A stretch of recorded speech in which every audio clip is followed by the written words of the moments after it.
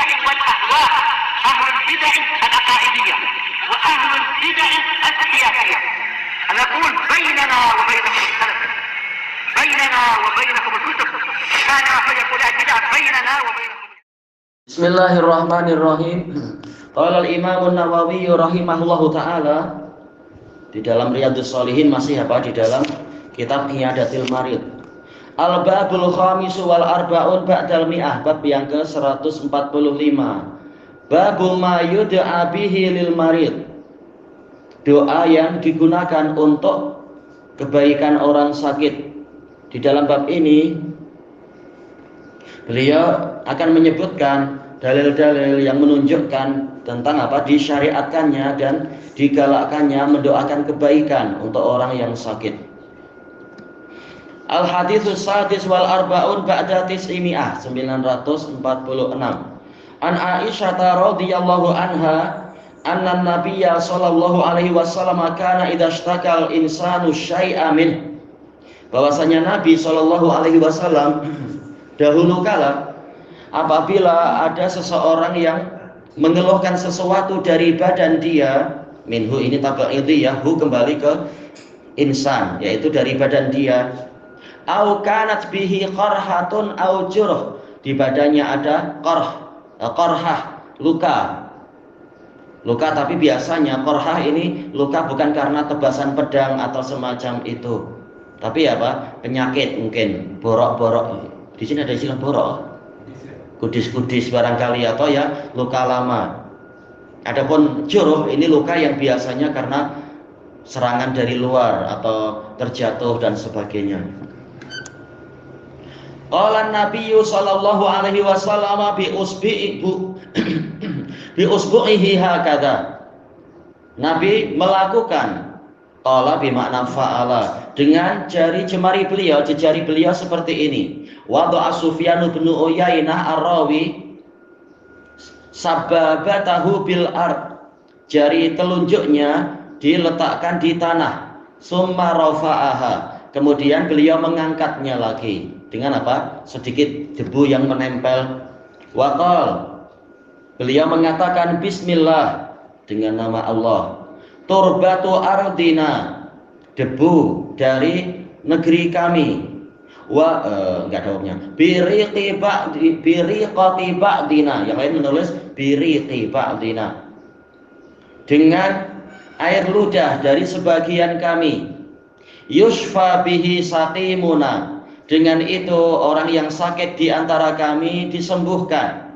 Bi'idni rabbina, dengan seizin Rabb kami. Muttafaqun alaih. Tayyib, pola seperti ini karena idza, dijelaskan oleh Al-Karmani rahimahullahu taala di dalam dalam kitab beliau Al-Kawakibud Darari syarah Sahih Bukhari. Ini polanya adalah lil istimrar wa taksir, yaitu sering atau terus menerus. Kalau ada begini maka beliau melakukan begini dan begini. Jadi ini bukan hanya sekali, tapi ini adalah menjadi sunnah untuk diteladani. Idashtaka al-insanu syai'a min, kalau ada seseorang, alnya ini bukan al-ahdiyah, orang yang itu, tapi jinsiyah. Kalau ada orang yang mengeluhkan begini dan begini, mengeluhkan asyai'a, sesuatu, yaitu dari penyakit atau badan yang sakit atau apapun, mungkin luka-luka, minhu, dari dirinya sendiri.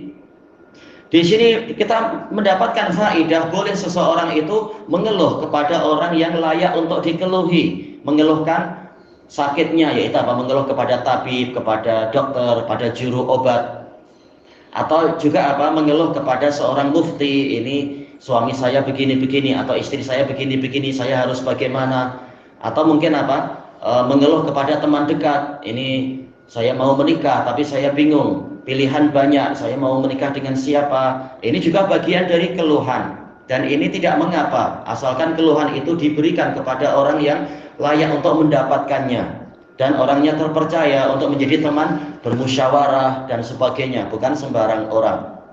Baik, walaupun tetap yang paling utama adalah innama ashku bathi wa husni ilallah, saya ini hanyalah mengeluhkan duka citaku dan kesedihanku kepada Allah. Ini yang terbaik. Karena hanya Allah lah yang mengetahui jalan keluar yang terbaik.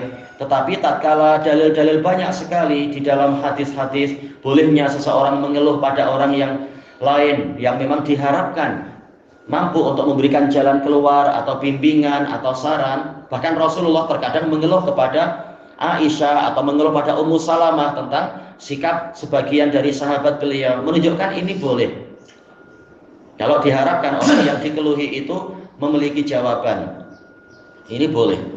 Au kanat bihi qarhatun au jurh, atau dia memiliki luka-luka atau seperti itu tadi, koreng, kudis atau luka yang lama menjadi qorhah. Seringkali qorhah ini kalau sampai mengeluarkan nanah, yaitu darah putih yang mati dan sebagainya. Berarti menunjukkan bahwasanya ini bersifat umum. Sakit tadi, sakit dan penyakit tadi, apapun insya Allah mungkin untuk diobati. Qala Nabiyyu sallallahu alaihi wasallam, kata Al-Hafidz Ibnu Hajar rahimahullah, dan juga sebelum beliau yaitu Al-Hafidz Ibnu Mulakin, ini dalil tentang apa? Jawazu ta'biri al-fi'il bil qaul. Boleh mengungkapkan fi'il dengan qaul. Dan ini juga pola seperti ini ada dalam balaghah sebagaimana dijelaskan oleh Al-Allamah Az-Zarkashi di dalam kitab beliau Al-Burhan fi Ulumil Quran. Qala bi ma'na fa'ala. Bi usbu'ih, dengan jejari beliau hakadha. Dengan apa? Satu jari beliau. Wa wada'a Sufyan bin Uyainah Ar-Rawi. Ini yaitu apa? Ta'limu bil fi'il atau tafsiru bil fi'il, menafsirkan pengajaran dengan apa? Perbuatan, agar murid lebih paham. Nah, disebutkan apa? Kata rawinya yaitu dengan jari telunjuk. Guru saya Sufyan bin Uyainah mengajarkan yaitu dengan jari telunjuk bil ard, yaitu ke tanah. Summa rafa'aha, kemudian mengangkatnya kembali. Wa qala bismillah, yaitu baknya ini adalah isti'anah menurut jumhur ulama. Adapun kalau menurut orang-orang Mu'tazilah, baknya adalah lil musahabah, sekedar apa? Disertai nama Allah tanpa kita minta pertolongan, tanpa apa? Karena segalanya itu tidak perlu pertolongan Allah. Orang berbuat baik dengan kekuatannya sendiri, orang berbuat jahat ya dengan keinginannya sendiri. Tapi yang betul adalah dengan pertolongan Allah Ta'ala, dengan dalil banyak sekali. Apalagi dalam situasi mengobati orang sakit tanpa izin Allah tak akan terjadi. Berarti apa? Baknya memang bak isti'anah, memohon pertolongan kepada Allah untuk mengobati orang yang sakit ini. Turbatu ardina, kata Al-Hafidz Ibnu Hajar, ini mubtada'nya terhapus. Hadhihi turbatu ardina, ini adalah debu dari negeri kami. Sebagian fuqaha mengatakan disunahkan untuk kalau kita mengobati luka atau mengobati sakit itu kalau memakai tanah atau memakai debu, yaitu debu dari negerinya sendiri, bukan negeri orang lain. Dan memang ini ada sisi pandang yang kuat, sebagaimana itu dibahas oleh Ibnul Qayyim rahimahullahu ta'ala di dalam kitab beliau At-Tibbun Nabawi, bahwasanya dengan rahmat Allah Ta'ala setiap manusia itu kalau dia sudah terbiasa dengan tanah di suatu tempat, air di tempat itu, dan tanaman-tanaman, makanan di tempat itu, maka cuaca tersebut, lingkungan tersebut sangat membantu dia untuk menguatkan badan dia, menguatkan daya tahan tubuh, mengobati penyakit dan sebagainya. Karena apa? Sudah terjadi adaptation dari mereka dengan lingkungan. Makanya pengobatan yang terbaik untuk seseorang kalau dia sakit adalah dengan apa? Dengan bawang putih di kampungnya sendiri, bukan di kampung yang lain. Sebagian mengatakan demikian. Karena badan dia memang sudah bersesuaian dengan negeri dia. Bahkan sebagian fuqaha mengatakan disukai kalau kita pergi ke tempat yang jauh, kita membawa tanah dari negeri kita untuk ruqyah, untuk ini dan itu. Tapi tidak ada dalil yang menunjukkan itu. Syekhul Islam mengatakan masalah wajib atau mustahab ini hukum syar'i, tidak boleh ditetapkan tanpa dalil. Dan memang tidak ada dalil yang menunjukkan sampai seperti itu. Tayyib. Bahkan yang lain mengatakan di sini maksudnya adalah Madinah semata dengan keberkahan negeri Madinah. Itu bukan mustahil, tetapi tidak ada dalil yang menunjukkan sebagai bahwasanya dikhususkan untuk Madinah semata. Tapi apa? Ini bersifat umum, masing-masing dengan tanah di tempatnya sendiri-sendiri. Tayyib. Yang betul adalah apa? Ini umum, yaitu apa? Debu dari negeri kami, yaitu tanahnya bersifat umum, masing-masing orang. Tidak selalu harus di Madinah dan sebagainya. Lalu bagaimana kalau negerinya lain-lain? Enggak apa-apa, kita coba tanah yang ini, coba tanah yang itu dan sebagainya. Dijelaskan oleh Al-Hafidz Ibnu Hajar, sebagian fuqaha mengatakan bahwasanya tanah itu dia boleh untuk mengobati beberapa penyakit, terutama penyakit kulit seperti ini, adalah karena tanah itu bersifat apa? Baridah ya, bisa cenderung bersifat sejuk dan kering. Sementara penyakit itu cenderung menuju kepada panasnya badan jadi panas. Luka cenderung apa? Panas, karena betul-betul ada activity di situ. Mungkin apa? Trombosit sedang membentuk antibodi untuk melawan penyakit, sel darah putihnya atau trombositnya berfungsi untuk membentuk jaringan tubuh agar kulit yang rusak itu boleh diperbaharui. Maka cenderung panas situasi di sekeliling luka itu. Nah, dengan dibantu oleh tanah yang bersifat sejuk dan kering, maka ini akan luka cepat membaik. Bukan dengan air, karena apa? Air sekedar mencuci tetapi tidak membantu untuk mengatupkan luka. Sebagaimana di dalam hadis Sahal bin Sa'ad As-Sa'idi terkait dengan luka Nabi di perang Uhud itu. Tatkala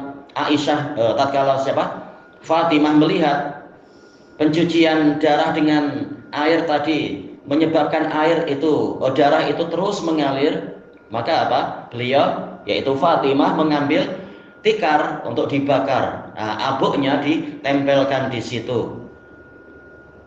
Dijelaskan oleh sebagian ulama, karena abuk ini yaitu karbon, dia yang utama adalah karbonnya, dia akan membantu untuk mengatupkan luka, membantu mengeringkan lingkungan situ, karena karbon cenderung apa? Menyerap cecair dia. Debu juga seperti itu. Tetapi diingatkan oleh para ulama, lihat debunya jangan debu yang kotor, apalagi debu yang di situ ada najis-najis, ya jangan. Itu cari masalah atau yang boleh jadi akan menyebabkan tetanus. Tapi debu yang baik, debu yang diharapkan, ini debu yang bersih. Kalau kita khawatir, ya jangan pakai debu. Mungkin pakai anak pisang itu dipotong, nanti getahnya dipakai, itu sangat membantu. Atau mungkin tanaman-tanaman yang lain, insya Allah banyak ya untuk gitu-gitu tuh, membantu mengatupkan luka. Apa? Pokok. Di sini ada yang mana itu?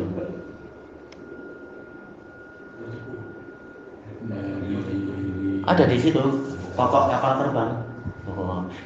Nanti harus tengok, boleh menambah ilmu kalau situasi kecemasan di gunung di misalkan.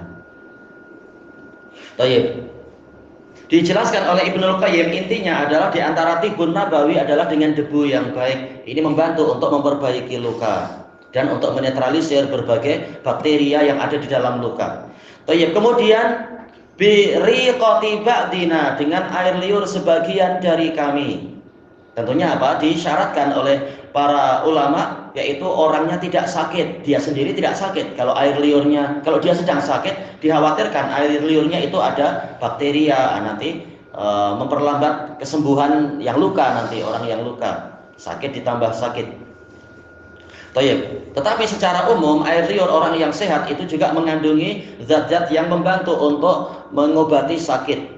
Maka ini membantu dan ini baik. Walaupun tidak betul-betul istilahnya mengandungi antibodi yang kuat, petialin yang di dalam air ludah kita itu, tapi ini membantu karena Nabi mentansis dengan air ludah sebagian dari kami. Sebagian fuqaha mengatakan fungsi air ludah di sini adalah untuk membantu menebarkan berkah. Karena buktinya Nabi terkadang pakai ludah, terkadang pakai hembusan nafas, dan hembusan nafas itu tetap ada ada kelembaban airnya. Makanya sebagian sahabat bahkan meruqyah air, karena air ini membantu untuk membantu untuk apa? Membawa keberkahan dari doa-doa, dari ruqyah-ruqyah tadi. Buktinya juga apa? Tatkala orang terkena ain, Nabi tidak menyuruh untuk kain pelikat atau baju dalam dari orang yang menembakkan ain itu dipakai oleh orang itu, tapi dicelupkan ke dalam air. Nah, kemudian airnya dipakai, menunjukkan air ini sangat penting untuk membantu menyampaikan berkah-berkah dan sebagainya. Jadi melalui air. Makanya kita boleh meruqyah dengan menghembus langsung ke badan orang itu, atau meruqyah ke air lalu airnya diminumkan atau dimandikan dan sebagainya. Dan Imam Ahmad juga sering dengan cara itu. Jadi air itu sangat membantu di dalam menyampaikan ruqyah. Kemudian wa yushfa bihi, enggak ada wawunya ya. Yushfa bihi saqimuna. Dengan itu orang yang sakit dari kami disembuhkan. Tetapi apa? Biidni rabbina, dengan seizin Rabb kami. Apakah tanpa tanah itu mungkin? Mungkin saja, tidak masalah. Ini mimbabi al-akhdhi bil asbab, mengambil sebab-sebab. Baik. Nah, Nabi mengajarkan ada beberapa benda yang boleh membantu untuk mengobati luka. Tapi bukan sekedar debu dan air liur semata, tapi apa? Dengan ruqyah. Jangan ada orang sakit kita ludahi, orang sakit kita ludahi. Bukan itu. Yang penting bukan ludah kita, tapi ruqyahnya itu. Berdoa kepada Allah, ada lafaz bismillah. Jadi sudah didoai di situ, bukan sekedar debu, tapi debu yang sudah disebutkan nama Allah di situ, maka ada berkahnya. Dijelaskan oleh para ulama, ini menunjukkan berkahnya nama Allah, boleh untuk mengobati orang sakit. Apalagi di akhirnya ditetapkan adanya tawakal kepada Allah bi'izni rabbina. Menunjukkan ini bukan karena kehebatan air liur kita, bukan pula karena kehebatan debu di negeri kita, bukan. Tapi ini adalah izin Allah, dan juga di awalnya sudah disebutkan nama Allah di situ. Baik. Dan dari sini pula tahulah kita kesembuhan adalah dengan seizin Allah, bukan kehebatan dokter atau juru obat atau peruqyah, tapi dengan seizin Allah Ta'ala. Wa idza maridtu fahuwa yashfin. Kata Imamul Hunafa, yaitu Ibrahim alaihissalatu wassalam, kalau saya sakit maka dialah yang menyembuhkan saya. Kesimpulan dari hadis ini yaitu disyariatkan ketika menjenguk orang sakit kita meruqyah dia tanpa meminta. Apalagi kalau dia meminta, mungkin apa sudah terlalu parah sakitnya, sudah terlalu menyusahkan, terpaksa dia menempuh jalan yang makruh, yaitu mengeluh ke orang lain. Ya sudah, betul-betul kita hendaknya segera membantu dia. Tapi jangan menunggu sampai dia meminta agar dia tidak jatuh kepada perkara yang makruh. Ilahuna wallahu a'lam.